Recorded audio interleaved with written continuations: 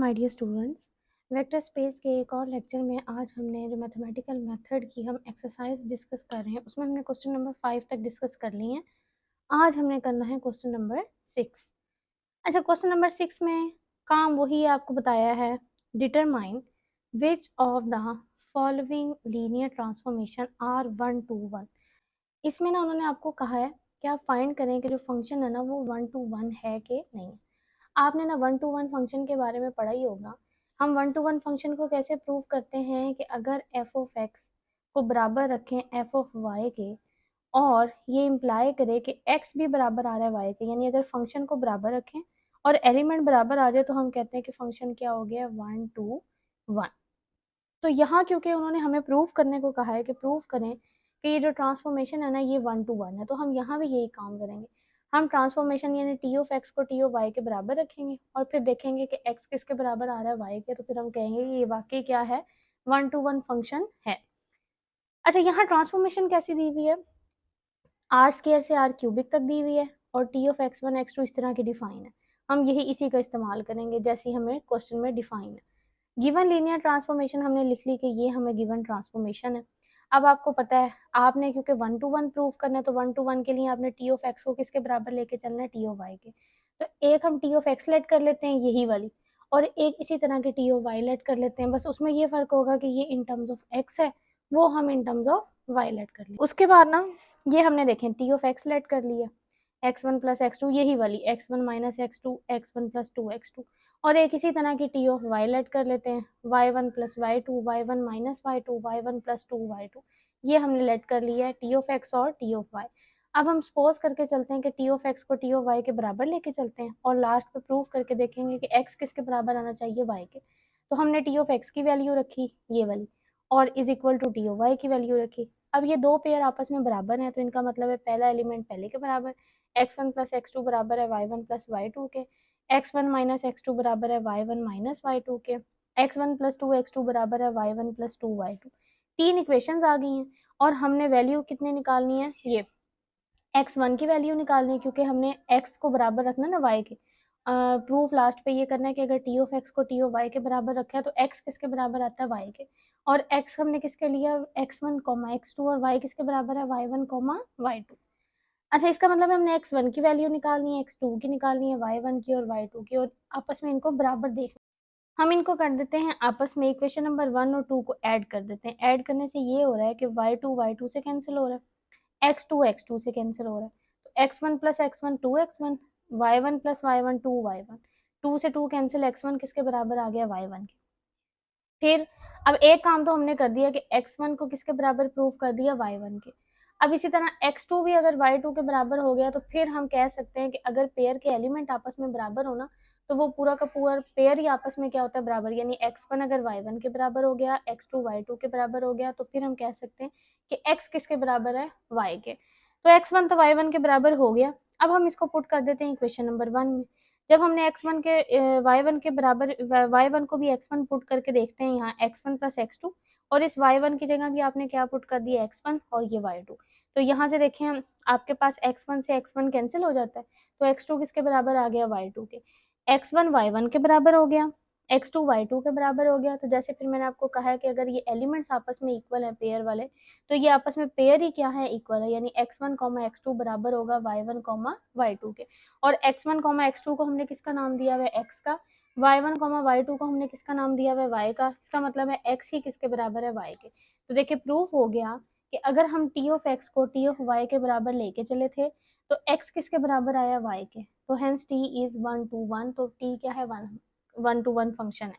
अब इसका second part है, सेकंड पार्ट में ना उन्होंने आपको ट्रांसफॉर्मेशन चेंज करके दी हुई है, इस तरह की ट्रांसफॉर्मेशन दी हुई है। अब हमने यही प्रूव करना है कि टी ऑफ एक्स को टी ऑफ वाई के बराबर लेके चलेंगे और प्रूव करेंगे कि x किसके बराबर है, y के।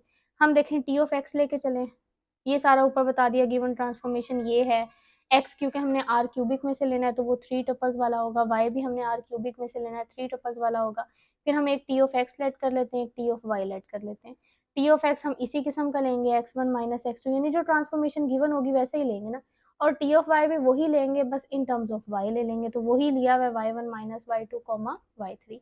अब आपने इन दोनों को रखना था इक्वल, टी ऑफ एक्स को टी ऑफ वाई के बराबर लेके चलना था, लास्ट पे प्रूव करना था कि एक्स किसके बराबर है, वाई के। आपने टी ऑफ एक्स की वैल्यू पुट की, ये वाली टी ऑफ वाई की वैल्यू पुट की है। अब अगर पेयर्स आपस में बराबर हैं तो इनके कॉरेस्पॉन्डिंग एलिमेंट्स भी आपस में क्या होंगे, इक्वल, यानी x1 माइनस x2 बराबर होगा y1 माइनस y2 के, और x3 किसके बराबर होगा, y3 के।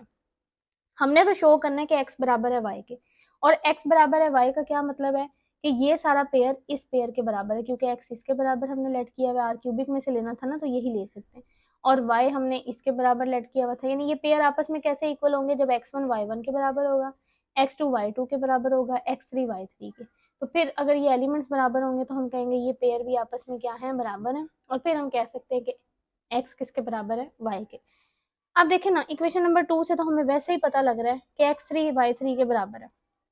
अब मसला रह गया x1 को y1 के बराबर करने का और x2 को y2 के बराबर करने का, लेकिन ये हो नहीं सकता। कैसे? हमारे पास पीछे बची है सिर्फ एक इक्वेशन, हम एक इक्वेशन को ही सॉल्व करके कैसे x1 और x2 और इन सब की वैल्यूज निकाल सकते हैं। इक्वेशन ज्यादा होंगी तो हम सॉल्व करते हैं ना, यानी इससे तो हमें पता लग गया कि x3 y3 के बराबर है, इसको तो यहाँ हम इस्तेमाल भी नहीं कर सकते। यहाँ से फिर आप कैसे निकाल सकते हो इसको, ना कोई ऐड कर सकते कि कौन सी इक्वेशन है जिसके साथ आप इसको ऐड करेंगे या सब्ट्रैक्ट करेंगे।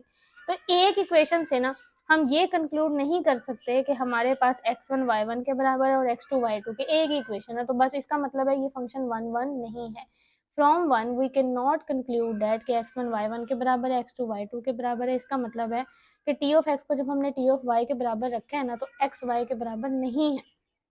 ठीक है, ये आप एक दफा से गौर से पढ़ लें, क्योंकि x3 इज y3 तो इक्वेशन नंबर 2 से हमें वैसे ही पता लग जाता है, और पीछे सिर्फ एक ही इक्वेशन बचती है, और उस एक को हम ना सॉल्व कर सकते, ना उसके साथ किसी के साथ मल्टीप्लाई ऐड किसी कुछ भी नहीं कर सकते। नहीं, एक से हम ये नहीं बता सकते कि x1 y1 के बराबर है, या कोई और दूसरी इक्वेशन होती है जिसको हम सॉल्व करते उसको ऐड सब्ट्रैक्ट करके और निकाल लेते, लेकिन यहाँ एक इक्वेशन से हम ये कंक्लूड नहीं कर सकते। उसके बाद है इसका थर्ड पार्ट, उसमें ये है कि टी आपका आर स्केयर से आर क्यूबिक में जा रहा है, और फंक्शन इस तरह का डिफाइन है, यानी ट्रांसफॉर्मेशन आपको ना इस तरह की डिफाइन है। अब यहाँ आपने आर स्केयर से, क्योंकि आर क्यूबिक में जा रहा है, तो अब आपने जो एलिमेंट लेने ना वो आर स्केयर से लेने, मतलब 2 टपल्स वाले लेने। तो एक मैंने ले लिया x जो कि x1 y x2 लिए, एक ले लिया y जो कि y1 और y2 लिया। उसके बाद आपने ना एक लेट कर लेना टी ऑफ एक्स, वही जो क्वेश्चन में गिवन होगी ट्रांसफॉर्मेशन के x1 plus x2 x1 minus x2, और एक इसी तरह की आपने टी ऑफ वाई लेट कर लेनी है, बस इन टर्म्स ऑफ वाई। हम सपोज करके चलते हैं कि टी ऑफ एक्स किसके बराबर है, टी ऑफ वाई के। आपने टी ऑफ एक्स की वैल्यू पुट की, टी ऑफ वाई की वैल्यू पुट की। अब क्योंकि ये दो पेयर्स आपस में बराबर हैं तो इनके कॉरेस्पॉन्डिंग एलिमेंट्स भी आपस में क्या होंगे, इक्वल, यानी कि x1 बराबर होगा y1 के, x1 प्लस x2 बराबर होगा y1 प्लस y2 के, और x1 माइनस x2 बराबर होगा y1 माइनस y2 के। ये तीन इक्वेशन हमारे पास आ जाती हैं। अब इक्वेशन नंबर 1 से हमें पहले, अब यहाँ देखे ना, आपने ना ये सॉल्व करना है,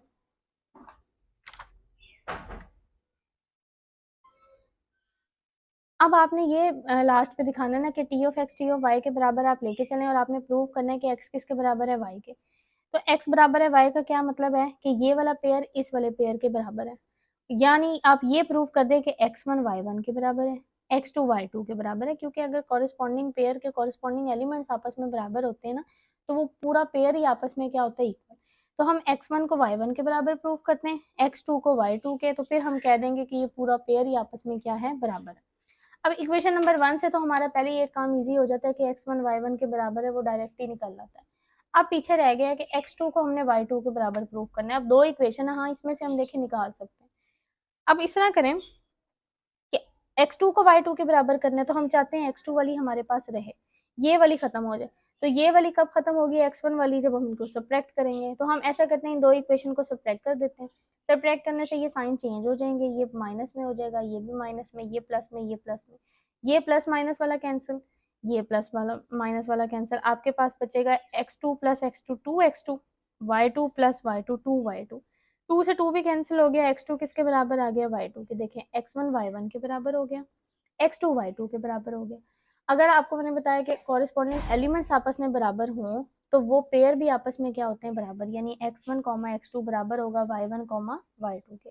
और x1 x2 को आपने लेट किया हुआ था x, y1 y2 को आपने लेट किया हुआ था y, तो फिर x किसके बराबर हो गया, y के। तो ये हम लेके चले थे कि T of x T of y के बराबर है, और हमने ये प्रूफ किया है कि x भी y के बराबर है। इसका मतलब है कि हमारा जो t है वो कौन सा फंक्शन है, 1 to 1। ये था हमारा क्वेश्चन नंबर 6, जिसमें हमने सिर्फ इतना ही प्रूव किया कि वो फंक्शन 1 to 1 है। और 1 to 1 के लिए आप ट्रांसफॉर्मेशन को t ऑफ x को t ऑफ y के बराबर लेके चलें और प्रूव किया कि x किसके बराबर है, y के बराबर है। अब हम देखते हैं क्वेश्चन नंबर 7। क्वेश्चन नंबर 7 में उन्होंने आपको ना कम्प्लेक्स नंबर की फील्ड दी हुई है, टी सी से सी यानी कि कम्प्लेक्स की फील्ड है। और ट्रांसफॉर्मेशन किस तरह की गिवन है कि टी ऑफ जी आपने जब भी लेना तो जी बार, यानी अपना ट्रांसफॉर्मेशन ये गिवन है आपको। वो बता भी रहे हैं कि जी बार आपको वैसे भी पता है कि जी बार क्या होता है, denote the complex conjugate of G. ये कॉन्जुगेट होता है ना जी का। हमने शो करना है कि ये जो हमारे पास ट्रांसफॉर्मेशन है ना ये लीनियर है। लीनियर के लिए वही दो कंडीशंस प्रूव करनी होती हैं जो गिवन ट्रांसफॉर्मेशन होती है। गिवन ट्रांसफॉर्मेशन इज, हमारे पास जो गिवन ट्रांसफॉर्मेशन है वो है T of G is equal to G bar. आपको जो कंडीशंस प्रूव करनी होती है लीनियर ट्रांसफॉर्मेशन की वो दो हैं, एक ये है और एक ये है।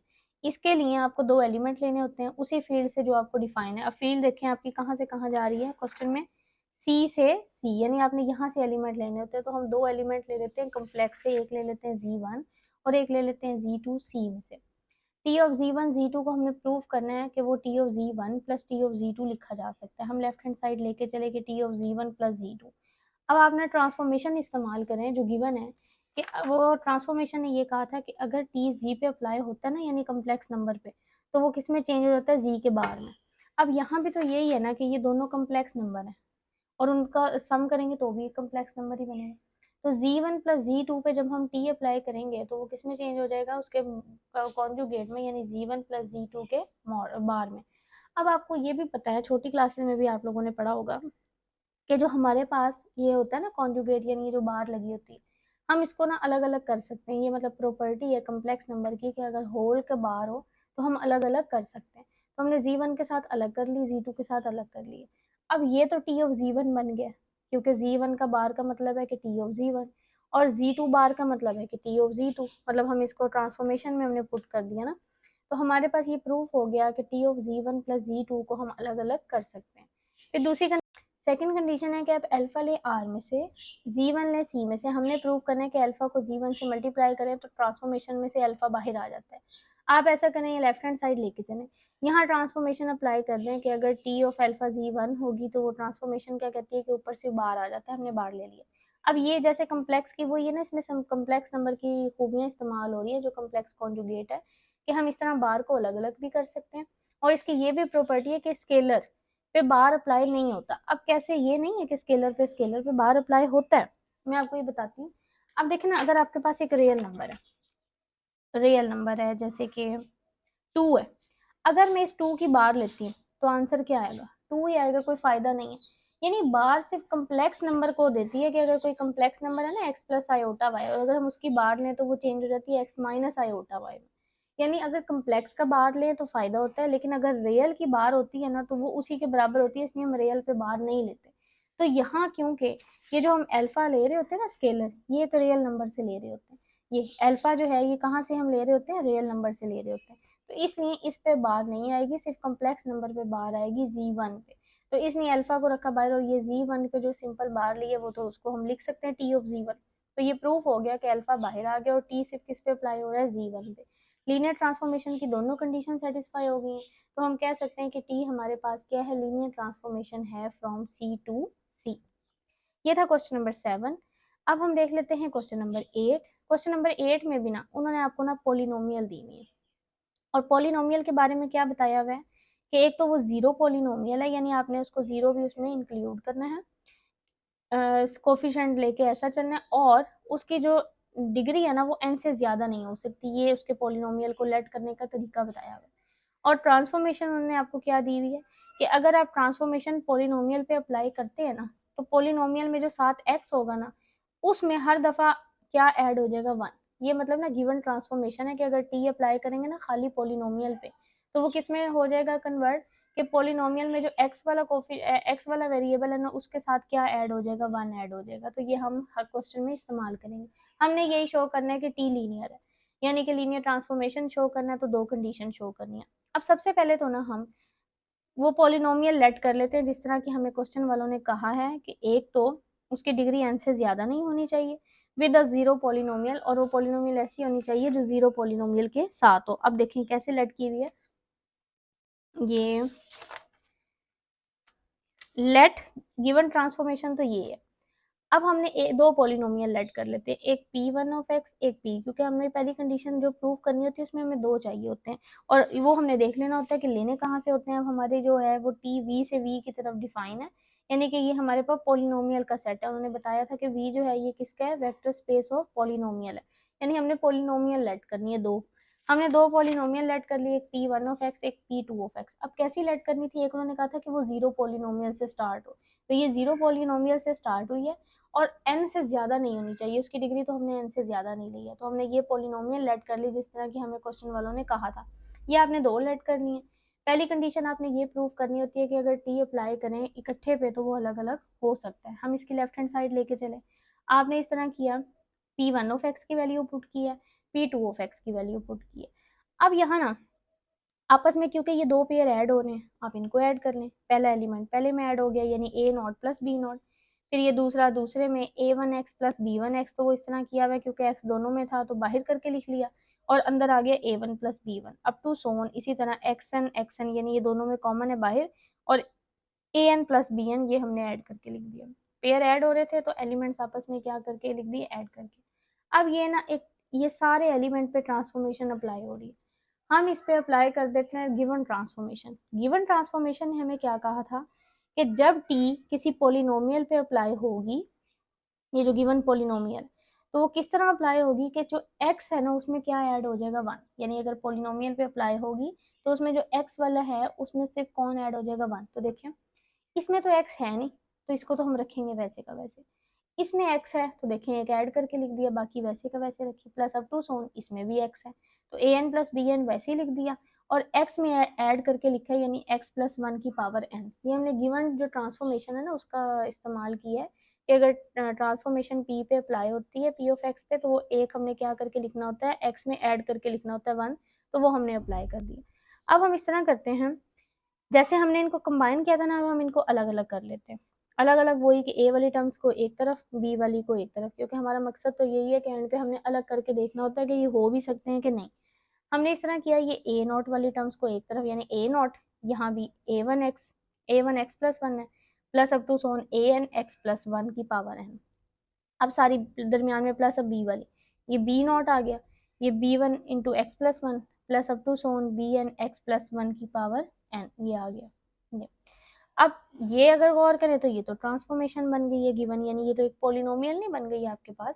अगर हम इसका एक और स्टेप यहाँ इजाफा करें तो हम ये कहेंगे ये तो हमारे पास एक पोलिनोमियल बन गई, ये वाली, ये p1 ऑफ x, ये p1 ऑफ x, ये तो हमारे पास एक पोलिनोमियल बन गई है। और क्वेश्चन वालों ने यही कहा था कि ये जो पोलिनोमियल हमने लेट की हुई यानी यही हमें ट्रांसफॉर्मेशन गिवन थी ना, तो ये तो एक ट्रांसफॉर्मेशन बन गई है हमारे पास, T of A not plus A one x A N x N. मतलब क्वेश्चन वालों ने ये कहा था कि अगर इस तरह की पोलिनोमियल हो ना कि जिसमें एक ऐड हो रहा हो, ये P one x plus one है सॉरी, अगर आपको कहा था कि अगर कोई इस तरह की आपके पास पोलिनोमियल बन जाए जिसके एक्स में एक ऐड हो रहा है, तो वो किसके बराबर है, T of P of x के। हम मतलब उसको इसका इस्तेमाल कर सकते हैं ट्रांसफॉर्मेशन का, कि अगर आपको ऐसी पोलिनोमियल मिल रही है जिसमें हर दफ़ा एक्स में एक एक ऐड हो रहा है, तो वो तो किसके बराबर होती है, T of P of x के। यानी कि हम ऐड ऐसे लिख सकते हैं T of A not plus A one x up to so on a N x है। अब यहाँ भी देखें तो वही है कि ये तो पोलिनोमियल बन रही है एक्स प्लस वन वाली, तो हम ट्रांसफॉर्मेशन अप्लाई कर सकते हैं कि अगर P of x plus one हो तो वो तो बराबर होती है T of P of x के। तो ये T of P of X यानी B not plus B one x up to so on B N x है, क्योंकि पी ऑफ एक्स इसके बराबर है ना, ये पी टू ऑफ एक्स के। इसकी वैल्यू है पी वन ऑफ एक्स, इसकी वैल्यू है पी टू ऑफ एक्स। तो ये प्रूफ हो गया कि हमने ट्रांसफॉर्मेशन अप्लाई की थी P one x plus P two x के, तो वो अलग अलग हो गई है T P one of x plus T P two of x. Second condition में क्या करना होता है, एक आपने रियल से लेना होता है स्केलर, और एक वही पोलिनोमियल। स्केलर को पोलिनोमियल से मल्टीप्लाई किया यानी अल्फा को हम इस पोलिनोमियल से मल्टीप्लाई करते हैं, अल्फा सब टर्म के साथ मल्टीप्लाई होगा। अब हम अप्लाई कर देते हैं ट्रांसफॉर्मेशन। ट्रांसफॉर्मेशन यही थी कि एक्स वाली टर्म में आपने एक एक ऐड कर देना, इसमें एक्स है नहीं इसको वैसे ही रखा, इसमें एक्स है एक ऐड करके लिख दिया, इसमें एक्स है एक ऐड करके लिख दिया। अब आप क्योंकि इन सब में अल्फा अल्फा को ले लो कॉमन, अंदर ये चीज़ बच जाती है। अब ये वही है ना कि जो ये एक ऐसी पोलिनोमियल है जिसमें एक वन ऐड हुआ है, हम इसमें भी गिवन ट्रांसफॉर्मेशन इसमें भी हम गिवन ट्रांसफॉर्मेशन का इस्तेमाल कर देते हैं कि अगर एक ऐसी पॉलिनोमियल है जिसमें वन ऐड हो रहा है तो वो किसके बराबर होती है, T of P of x के। तो ये T of P of x का मतलब है वही पॉलिनोमियल, तो ये जो हमने लेट की हुई है polynomial a not plus A one x a plus up to so on a N x n, इसका नाम दिया हुआ था पी वन ऑफ एक्स का। तो प्रूफ हो गया कि अल्फा बाहर आ गया और टी सिर्फ किस पे अप्लाई हो रही है, यानी वही पॉलिनोमियल पे पी वन ऑफ एक्स पे। Hence T is a linear transformation from V to V. ये था क्वेश्चन नंबर 8। आप इन क्वेश्चंस को ज़रूर जो है प्रैक्टिस किया करें, ये जब आपने खुद बैठ के करना है तो आपको और इसका अच्छे तरीके से समझ आ जानी है। अगर फिर भी किसी को कुछ ना समझ आए तो वो मेरे से पूछ ले, अगले लेक्चर्स में हम अगले क्वेश्चन डिस्कस करेंगे। अल्लाह हाफिज़।